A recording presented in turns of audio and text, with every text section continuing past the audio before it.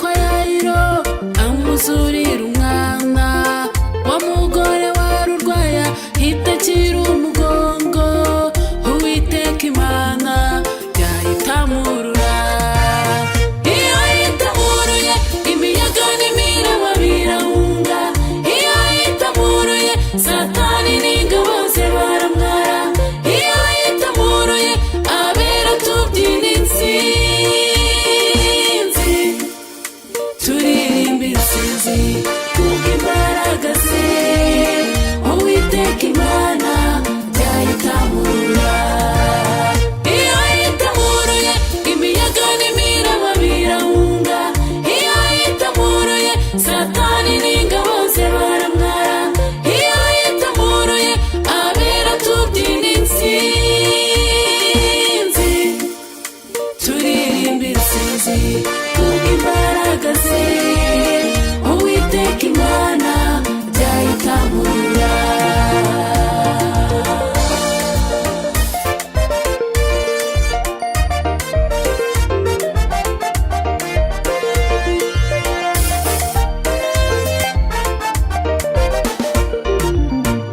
Yitamururira Isiraheli ku nyanja. Hirya no hino hari imisozi miremire. Inyuma yabo Farawo abokeje igitutu. Imbere yabo hari inyanja itukura. Mu gicuku cya nyuma Uwiteka aritamurura. Gabanyamo inyanja Abisiraheli barambuka.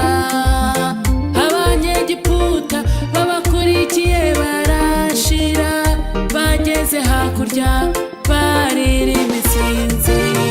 Iyo yitamuruye imiyaga n'imiraba birahunga. Iyo yitamuruye Satani n'ingabo ze baramwara. Iyo yitamuruye abera tubyina intsinzi,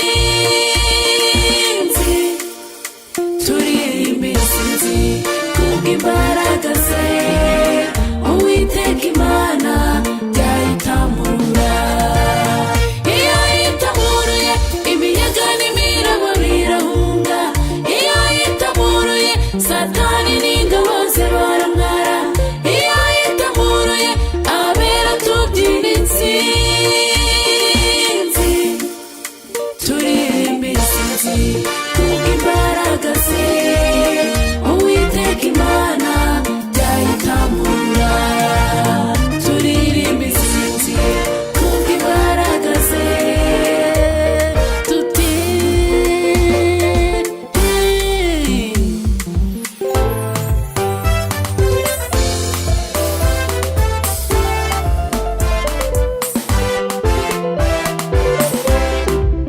ifarashi, ifarashi, ifarashi, ifarashi n'uwihetse yabiroshye mu nyanja. Abasenga Imana mwese muhumure. Ifarashi n'uwihetse yabiroshye mu nyanja. Abirigiye Uwiteka ntabwo tuzamwara.